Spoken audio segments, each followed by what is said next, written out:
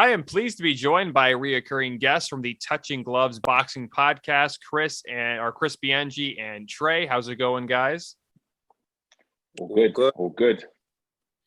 Thanks again for coming on. We had a few times we wanted to come on. It didn't end up working, but this, thankfully, is when we can finally record. That's kind of my bad. We had a few other things that happened. So again, thanks for coming on short notice. Do you guys want to talk about your podcast before we start? Most people have probably already heard about your podcast, but anything else going on in your podcast? So just essentially, obviously, Touch Gloves, we are basically here to create some noise, especially in the States as well. We're passionate lovers of the sport. Obviously, we haven't competed on that level at all, but we watch it religiously, and our aim is just to give fans a voice. And myself and Bianji, we're doing a sort of a job just to give fans a voice, and being able to, review fights and to be able to network with other podcasters like yourself is obviously a tremendous opportunity. So, Bianji, do you have anything to sort of add into that, man? Basically, that's it, really. We love boxing. We want to network with people who also love boxing. And, there's no right or wrong answers. It's just people's opinion. And at the same time, get banter out of it. So, we're boxing fans. So, we love what we do. Touch Glove Boxing. Of course. And tune in every Sunday, 7:30 without fail. We're live on YouTube, so obviously just follow the socials. So it's Touch Gloves Boxing NAF. Obviously, it's going to be on JJ Sportstown podcast details. But JJ, once again, thank you so much for having us on the show. I always feel that whenever we come on the show, it's a UK and a US collaboration, and I absolutely love it. Again, thanks for coming on. And again, I'm excited to talk about boxing. We haven't talked about boxing in a while. We've talked a little bit about UFC, but we haven't talked about boxing in a while. So I wanted to get you guys to come on. Let's first talk about the Jacobs-Ryder fight. That wasn't as big as of a fight as like the Fury versus Wyatt fight here soon, or maybe the possible rematch of Joshua versus Usyk. But you guys want to kind of give us a quick rundown of the Jacobs versus Ryder fight? Yeah, definitely. Yeah. Going BNG, man. I don't know. Obviously, I am a Jacob fan, and also I've got to support the Englishman Ryder. But it was, I had Jacob winning. If I'm honest with you, I had Jacob winning. I mean, if that fight had taken place in the States, I think Jacob would have definitely won that. But maybe because it was here in Ryder's hometown and he got home advantage, so he won the fight. But if anything, if they were to run it back, I'm assuming the results would probably be different. But I don't know. But again, Jacob's last fight when he fought, I can't remember the opponent's name. He didn't really compete, to his best ability. And I personally feel that he lost that fight, but then again, he won that fight. So I don't know. I mean, Jacob, has he still got it in him? I don't know. We shall see. But me personally, I think this fight, if I'm honest with you, he did win it, but he got robbed. But hey ho, we'll move on. Yeah, definitely echo Bianji's thoughts. It was a great event to watch, of course. Obviously, massive shout out to The Zone. The Zone are doing some tremendous work with the coverage. So it was good for us fans to be able to subscribe to, the platform, which allows us every month to have the best shows. So the fight, I agree with BNG. I definitely felt that, Jacobs first half of the fight blew Ryder over, but obviously started to maybe, get a bit complacent, but still did enough to get the points win, in my opinion. I just feel that, the home crowd, even though, look, we're British, we're obviously going to support our Britishman or our countrymen in this situation. But look, I genuinely feel that Jacobs won the fight, and he was definitely robbed for the fight for sure, because he's coming to England, coming to Ryder's hometown. Just to sort of put into perspective for you, JJ, Ryder essentially his hometown is a few miles just off the location of the actual fight. So you just know that, this was a homecoming for him. And do you guys think there's a good chance that they fight again, or do you think they're just done fighting with each other, at least for a while? I think they're done with fighting each other for at least for a while, because if they, like I said, if the rematch was to happen, I think Jacob would do the job. He'll probably go for a knockout. And also Ryder wouldn't want to risk it because he's beating Jacob. He wants to potentially have a title shot with Canelo in the next, maybe end of this year or early next year. So rematch for now, I think it's a no. I personally can't see it happening unless there's serious money involved. But no, I can't see it happening. It'll be a big risk, big risk. Yeah, definitely. It would be a big risk, man. If I was John Ryder in this situation, I want to take the rematch. Obviously, on position of power in this situation, you've got someone like Daniel Jacobs in your CV. Nah, just move on. And I hope that Daniel Jacobs can sort of bounce back from this. I know a lot of people are sort of saying that he's coming up to the end of his career and this could be his last fight, maybe. I'm not saying this is the case, but I really hope, to see the Miracle Man, back in action. I definitely feel that he's a fighter that we enjoy watching. He came to England. He obviously put on a show. He was slick. He was still sharp. And I feel that he definitely has a lot to offer us for the sport. And who knows, he could have a big fight. Maybe with Charlo in the future. They've got a bit of a sort of back and forth with each other from back in the day. So who knows, that could possibly be a fight that could happen before he sort of calls it quits and hangs up his gloves. All right, and what do you think is next for both fighters? And sorry, you just mentioned that there's a possible chance of Ryder. I think you said Ryder fighting possibly Canelo. What do you think about the possible chances, or just what's next for both fighters? Well, with Ryder, with Canelo, he's always said that he wanted to fight in the UK, possibly at the O2 Arena. And Ryder's promoter Eddie Hearn has said that it could possibly happen that if Canelo wants to fight here in the UK, his opponent can be Ryder, and it will do numbers because Canelo's got a huge fan base in the UK. Jacob, I'm honest with you, I'm not too sure. Me personally, if I were Jacob, I would have a rematch with Triple G, because when he fought Triple G back in, I believe, 2015, not too sure, it was a close fight. I think Jacob won it, but obviously Triple G being a favorite, and he was the champion at the time. So I would like to see that. Hopefully Jacob and Triple G can run it back again. But again, we shall see. That's top. I'm not gonna lie, Bianji, that's absolutely top. Just you saying Triple G as a potential opponent, I feel that that's absolutely perfect, because Triple G is sort of coming up to the end of his career, is at the decline right now. And you can argue that, after the loss to John Ryder, Jacobs is on the sort of decline as well. So I think for both fighters, that would be sort of a good way to sort of settle the score, because I do agree with Bianji. I think the first fight, a lot of judges or a lot of the sort of public or the purists, the fans, think that Jacobs won that fight, but Triple G being the sort of bigger name, and I think at the time they were promoting the Canelo fight, they couldn't have him obviously lose against Jacobs, because he would have spoiled the party or spoiled the money, let's say.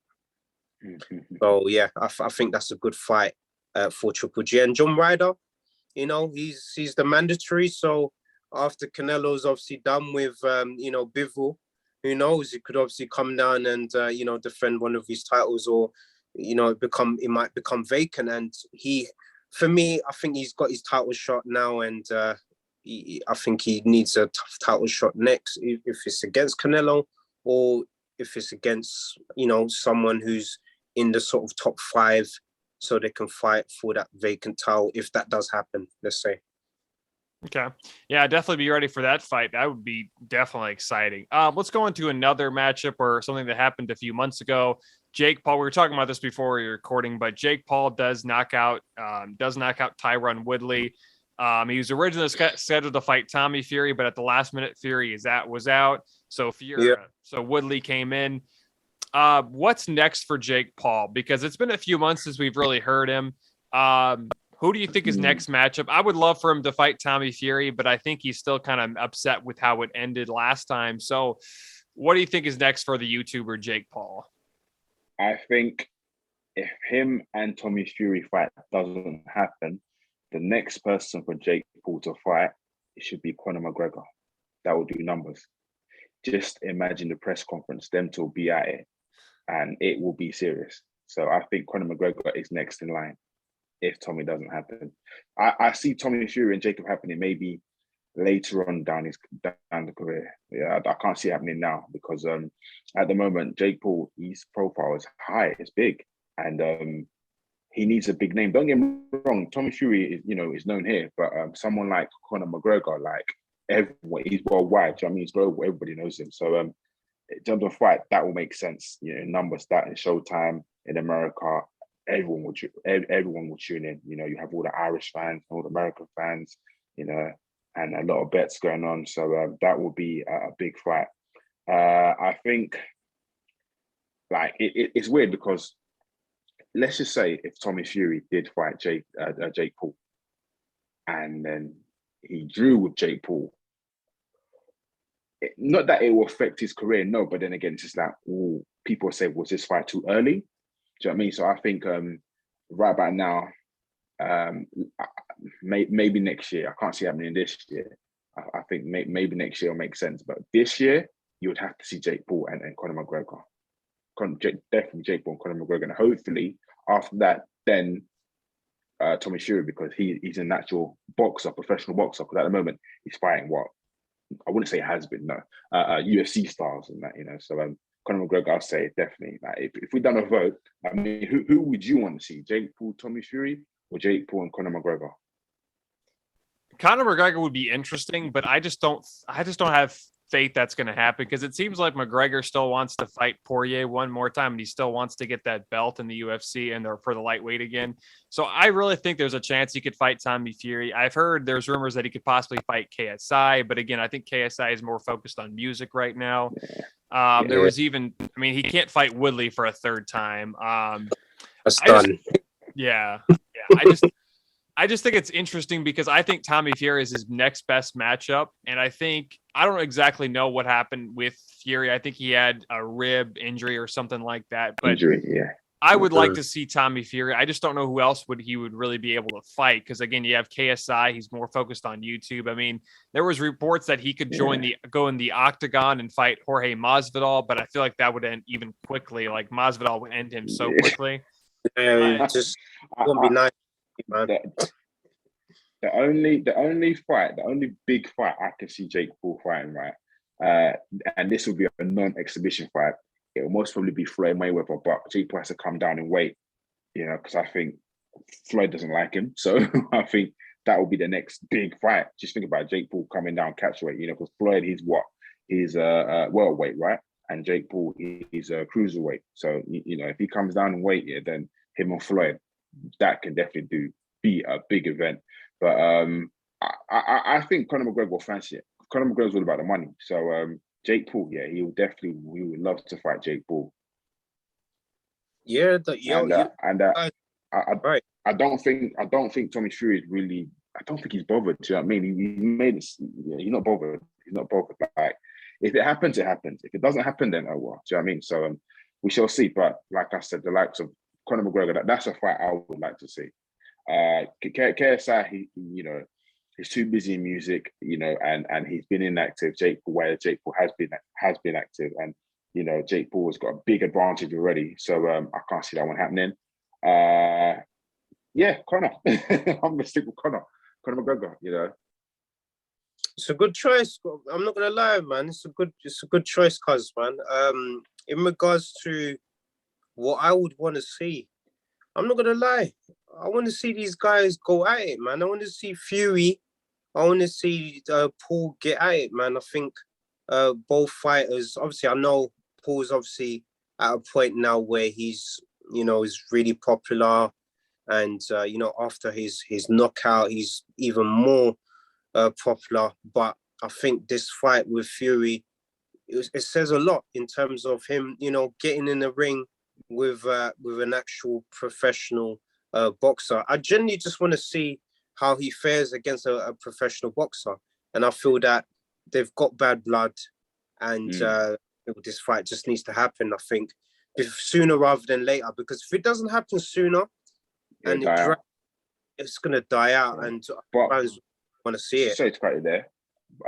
Jake Paul did say, in order for Fury in order for them to fight, Fury has to fight Woodley, and if Fury beats Woodley, then he can make the fight. What's he doing? I know. Well, I mean, look, he's calling the shots. You got to think of it. That fight, that will be Fury's biggest payday. Realistically, do you know what I mean? It'll be his biggest payday, because Jake doesn't respect Tommy Fury, and Tommy Fury doesn't respect Jake Paul. He calls him a YouTuber, but Jake Paul, even though he's a YouTuber, but he's bringing in new audience. He's bringing in a YouTube audience, and not just that. Like, he is actually a professional boxer, So they should just run it. If Paul wants to do it, then he should fight Woodley, and if he beats Woodley, then no excuse. Jake Paul and Tommy Fury make it happen. It would be nice if they made it happen here in the UK. Actually, something different. Yeah, I would be excited for it. I just think that I was really bummed when Tommy Fury backed out the last minute. I was like really bummed because I didn't think Woodley had a decent fight. I think the last time they fought in December, but he kind of let his guard down. That's when Jake Paul just came out. I mean, I thought there was a chance that if it went the distance, Woodley might have won that fight, because he was looking all right, but he just didn't get the protection at the right minute, and Jake Paul just got a really nice hit. But I mean, it just goes to show you that with boxing, I mean, it can just take one punch, especially with the heavier weight divisions that we'll be talking about a little bit later. But do you have anything else you wanted to add there? Yeah.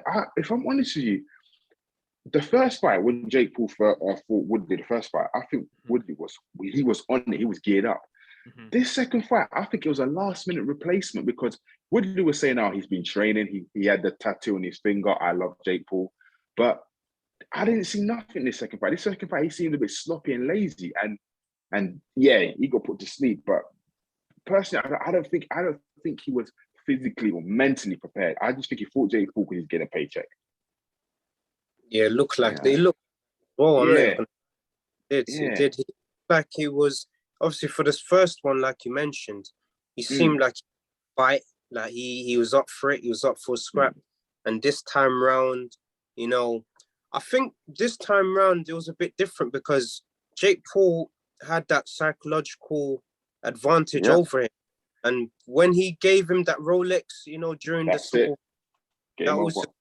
that was game over for me. From when your opponent gives you a Rolex just to say that, here you go, this is my present to you, the mind games is crazy, man. I just think that he lost before he even entered the ring. I don't think he was mentally there for the fight.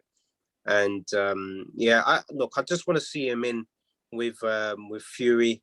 Both guys don't like each other, and I thought that it would do numbers. And like what Bianji's saying, bring it back to the UK. I think the UK right now for boxing, we're creating some noise, man. So it would be nice to see both guys, have it out in the ring in sort of the British soils, man. That would be a tremendous experience. And plus as well, Jake Paul, not only does he obviously bring a crowd, but look, he has a lot of the Gen Zs behind him as well. So he's gonna get all these kids excited, especially YouTubers that have been, following his journey.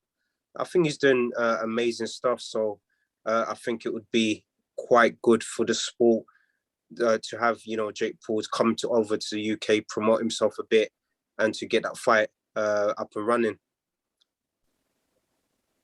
Yeah, I think so too. And again, that first fight we saw, we kind of saw that Tyron Woodley's a better fighter or better boxer than we thought he was. And he had a few chances to take down Jake Paul. And I think we talked about that the first time you guys came on, where he just didn't take advantage. I think he was in the fourth round. He literally had Jake Paul in the ropes and he just didn't take advantage of it. And I think there was a few times too in that second matchup where he had chances, but he just didn't take advantage. And then eventually he got a little lazy, and that's when Jake Paul put him to sleep. So I mean, I think he's done. He's not a bad boxer by any chance, but I still think he needs a lot more practice, and if he wants to become a legit boxer. But what about Logan Paul? What about, do you think, or there has been talks about him possibly fighting Mike Tyson? I don't know if that's going to happen or not, but what do you think about Logan Paul's next matchup? Do you know what? I got nothing against Logan Paul, but I see him more of a WWE superstar, because with boxing, I don't know. I mean, who is out there for him to fight? He got lucky with that Floyd Mayweather fight. Again, like, Jake is taking all the risk. Jake is doing professional fights, where Logan is doing exhibition. I mean, come on, we want to see knockouts. You know, that's, I love boxing, to see knockouts or a good fight. And he needs to fight somebody, you know, credible. It's not professional boxer, but at least fight somebody. So there's no point in fighting Mike Tyson, because look, Mike is older than him. Probably slower than him as well, but can still do damage if he lands.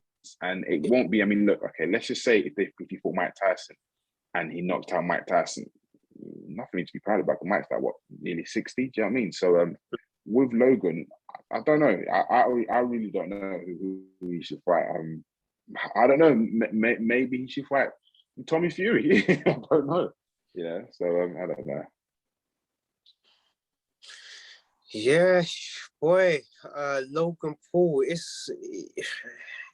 it's an interesting one with him, because with his weight and you know, with him sort of taking these exhibition fights, you sort of look at fights. You know what, with Logan Paul, right? Why does he not fight another sort of YouTubers? Is there no other sort of YouTubers that potentially fight, you know, could create some numbers potentially? If I'm honest with you, I think they need to work on his profile. I mean, don't get me wrong, yeah, he's known for YouTube, but in terms of boxing, I don't know. Like I said, he's better off just going to the WWE, just, you know, be a clown there. I don't know, because there's like I said, he got lucky with that exhibition fight, you know, and he actually believes he beat Floyd anyway. But yeah, I really don't know. Like I said, if he wants to fight somebody, clearly he can't fight KSI, because obviously the fight's done now. He would have to challenge another celebrity who's into combat sport. That's how I see it. And it has to be a non-exhibition fight. There's no point of exhibition fight. It just doesn't make sense. You're just robbing the public, you know. So he has to fight someone. I don't know. I mean, I don't know. There's really no point in fighting Mike Tyson. It just financially doesn't make no sense. Well, maybe it makes sense to them, but us viewers, like, nah, it's not. It's mockeries, you know. So I don't know. Like I said, I mean, maybe Tommy Fury. If Jake Paul don't want to fight Tommy Fury, maybe Logan should fight Tommy Fury. I don't know. That could be interesting.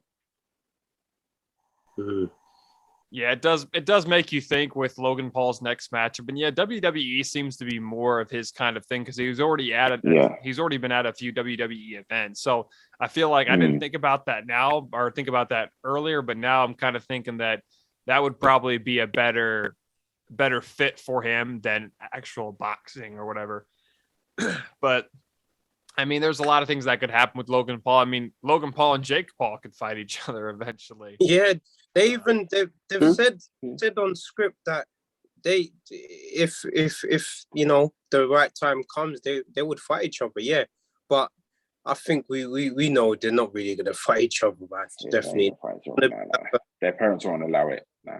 Here in JJ, we spoke about off air, Vitaly Klitschko and Vladimir. They dominated the heavyweight division, but they never fought each other. So that's why we've not had an undisputed champion, because they've held the belts for a while. Yeah.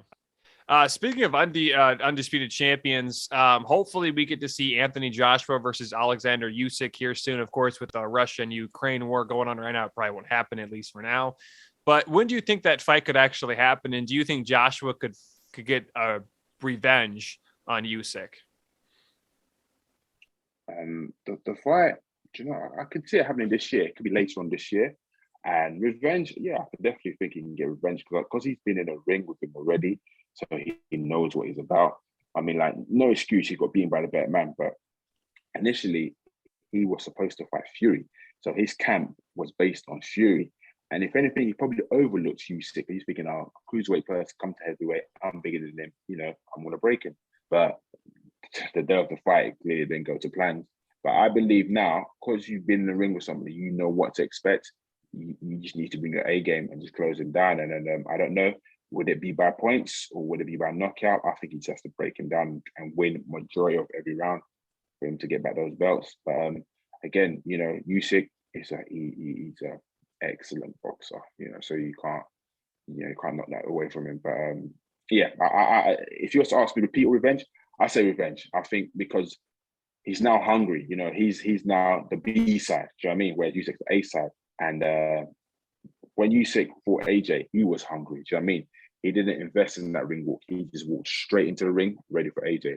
Whereas AJ, you know, obviously hometown, you know, greeting his fans, blah blah blah. But yeah, I see a revenge. Fight possibly. I could see it happening. Maybe September. It can get postponed to September. You know, September or August. Yeah. A nice summer event. Mm. Yeah, no, trust me. You know what?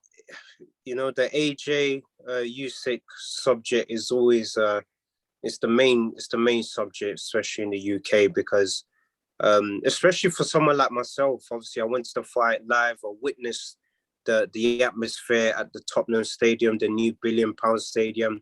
And it was a tremendous experience, of course. And like what Bianji was saying, AJ really, and I would say Matchroom and Eddie Hearn, they really invested in the ring walk. And AJ can just tell he was just, you know, feeling the energy.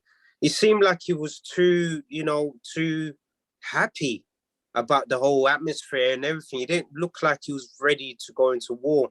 And it could sort of go into what BNG is saying in terms of complacency, you know, the training camp being on Fury and then, you know, having to change to Usyk. Next time coming round, I really hope, like, just for sort of the British public's perspective, I really hope that AJ just comes. I know he's going to be hungry. I hope he just comes in very aggressive. I hope he, you know, takes a leaf out of Fury's book, in a sense where the way he fought Wilder, he was aggressive, he was rough, held him when he needed to hold him, you know, put his weight on Wilder. I think AJ needs to do exactly the same. In order for him to win the rematch coming up, AJ just needs to be aggressive, he needs to be hungry, he needs to just let go of the shots inside and really show the smaller man that, look, heavyweight is not something you can just come and conquer. Because I think Usyk just, you know, look, I love Usyk as well. Usyk in terms of who he is as a person, humble. He's a humble warrior who just, you know, even by his ring walk, for example, had a mask, put the masks down, walked straight to the ring. He was ready for action. And for some reason, even though 90% of the crowd, you know, was supporting AJ, there was a small portion that, you know, thought that there was an upset, and, you know, the upset happened. And I wasn't surprised with the result, if I'm honest with you. I just hope AJ, for the second fight, comes back stronger, and I believe he will. And hopefully it'll be a big fight so we could set up the big undisputed fight that we all want to see. Remember, I was even talking off air, JJ, that we've not seen an undisputed champion.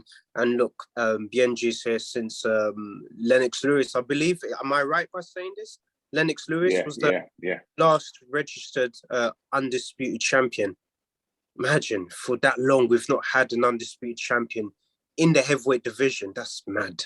So we need to have it this year. Fingers crossed. Yeah, I'm hoping it happens as well. But, you know, I mean, speaking of the Tyson Fury and the Dylan Wyatt fight, which is basically what everybody's talking about right now, it's less than a month. But before we start talking about that, how about, do you think there's and we were talking about this off air too, do you think there's a chance that Francis Ngannou and Tyson Fury actually fight? Because I'm not sure it will happen, but what do you guys think about that potential matchup? I can't see it happening. I think it's just all media hype. Because now look, I know Francis. He's you know, UFC and Fury's a boxer, and him coming into boxing, it's gonna be an easy victory for Fury. Fury probably wanted to try and fight him, probably to try and, you know, just tease him around and then probably go for the knockout or beat him on points. But if it was the other way, if Fury went into the octagon, then yeah, it's game over for Fury. So I think it's more just media hype, just to help build his profile, and you know, because he's the heavyweight champion. So I can't see it, because Fury already is saying him fighting Dylan. Remember, it's his last contract on Top Rank, so he could potentially retire because he's got nothing else to prove. Because in theory, Fury has never lost, and Fury has technically won all of the belts. He beat Klitschko for all of the belts, well, majority of the belts, and he beat Wilder for the belt. So he's pretty much had all the belts. I mean, you know, so and plus he's the lineal champion. So I can't see it. If the money makes sense, then yes. But me personally, I can't see it happening. I can't see it happening. Yeah, we spoke about it off air, isn't it? And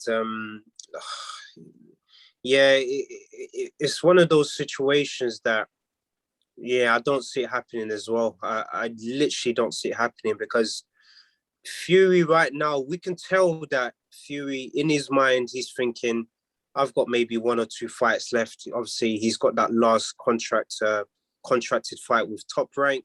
He might have one more afterwards, just depending on, you know, what happens in this fight. But Francis Ngannou, yeah, I don't think it makes sense. It doesn't make sense. Not right now. Not right now. Maybe, you know, when Fury's retired and, you know, he's thinking about maybe a comeback, they can probably do it as an exhibition.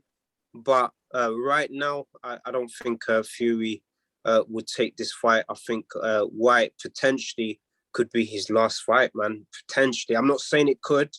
Obviously, I'm not before journalists, you know, quote me by saying things like that. But look, I think that because this is his last sort of contracted fight with Top Rank, potentially, like what Bianji is saying, he has nothing left to prove.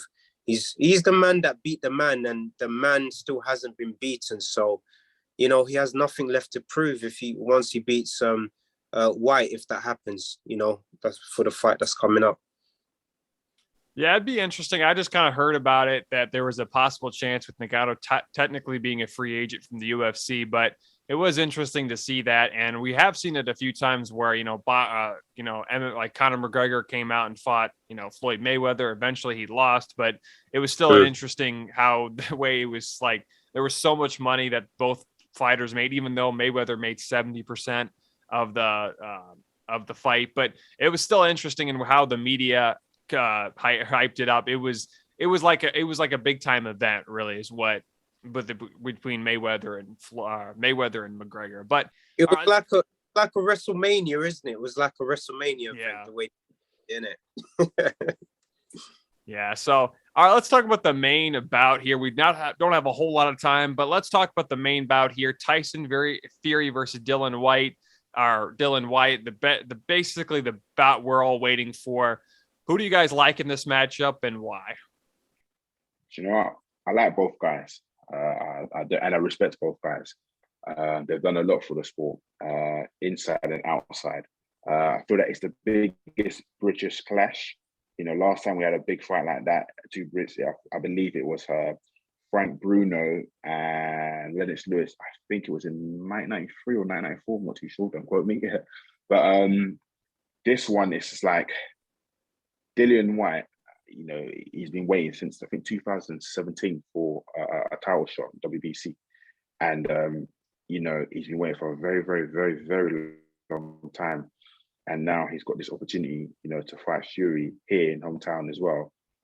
I think it's going to be a tight fight because Tyson Fury said this fight ain't going past 6 rounds. He's going to knock out Dylan. And I know there's a lot of mind games going on because Dylan, he didn't attend the press conference for whatever reason, but I think there's a lot of mind games because obviously Fury's been he's been messaging, not messaging, he's putting messages out there for Dylan, you know, like mocking him, but Dylan hasn't responded. And I feel that sometimes there's an old saying, they say, always watch out for those who's always for the quiet person, because the quiet person can just release the dragon. So I think it's going to be a competitive fight for both men. And I think both men are going there to knock each other out. But I'm sitting on the fence on this one. I'm saying 50-50, 50-50. Oh man, I'm not even gonna lie. This fight, I have to echo what Bianji's saying. This fight is absolutely major. Like you said, JJ, it's something that us fans we've been waiting for. The mind game started with Dylan waiting until the last very hour to sign the contract to confirm the fight. For a second, I was like, look, we're massive fans of Dylan as well. And when it sort of come to the morning and he didn't sign, I was thinking, mate, like you've been waiting for this for such a long time. Don't mess this up. And when he signed it, I was like, yes, finally the fight is on. And in regards to the winner, it's a tough one because obviously on paper, look, if you want to go by on paper, by the CV of the opponents, of course, Tyson Fury on paper looks like he'll win this fight easily. But what I think is a factor is that complacency can also play a major factor as well, looking over your opponent. I know obviously Tyson Fury is not looking over his opponent at all. He's training and he's working, you know, hard to make sure that he's in shape, and he is in shape. But I think in the back of his mind, I think he's slightly overlooking White, and I think White is going to surprise him on the night and possibly catch him with that left hook. And there's a reason why he's called the body snatcher.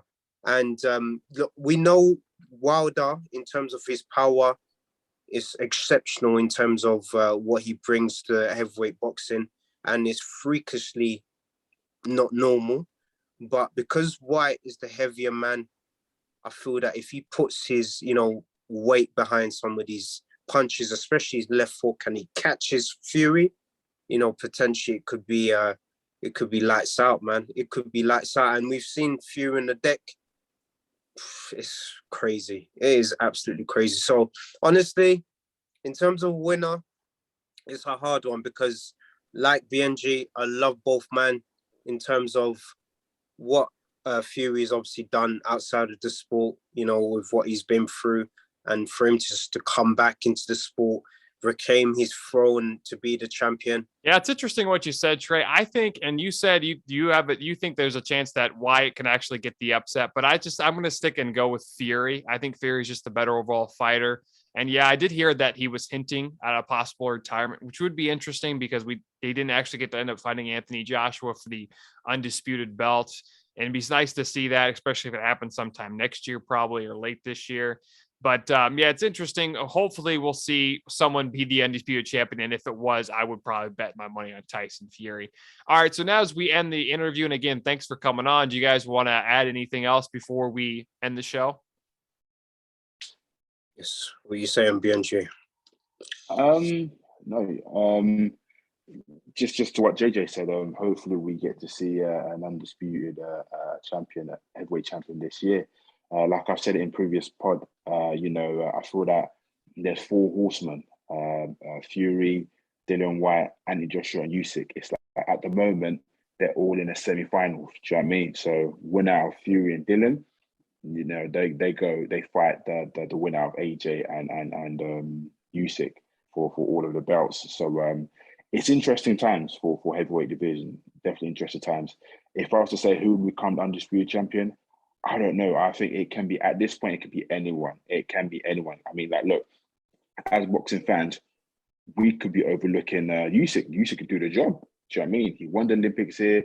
You know, he won. He was a cruiserweight undisputed champion, and he beat AJ here again in Wembley Arena. So I'm not sorry, not Wembley, Tottenham Arena. So anything's possible. But then again, something tells me it could be Dylan, because Dylan is being hungry. Like Dylan, this is his first world title shot. You know, the only belt that Dylan's ever won is the British title. And you know, this fight, it should have, if AJ had beaten Usyk, this fight would have been AJ and Fury. Clearly not. But Dylan, I don't know. My scientist tells me don't sleep on him. Dylan could be the man who does the job and become the undisputed heavyweight champion of the world. Who knows? But you know, some say AJ's lost the hunger because he's too rich. Again, I don't know. You know, so we shall see. We shall see. May the best man win. That's how I see it. They're all winners in my eyes, anyway. So yeah. All right. Again, thanks for coming on. Don't forget to check out the Touching Gloves boxing podcast. And again, thanks for coming on, guys. And enjoy the fights. And we'll see you hopefully next time. Definitely. Thank you so much for having us on the show once again. And look, God bless. And look, I echo what Bianji's saying. Bring us an undisputed champion. Us fans, this is what we want. And we've not seen it since Lennox Lewis. So let's have it. I think anyone could win it. And it's exciting times for boxing. All right. Again, don't forget to check out the Touching Glove boxing podcast. And again, guys, enjoy the fights and have a wonderful rest of your day and week. Thank you. All the best. Thank you.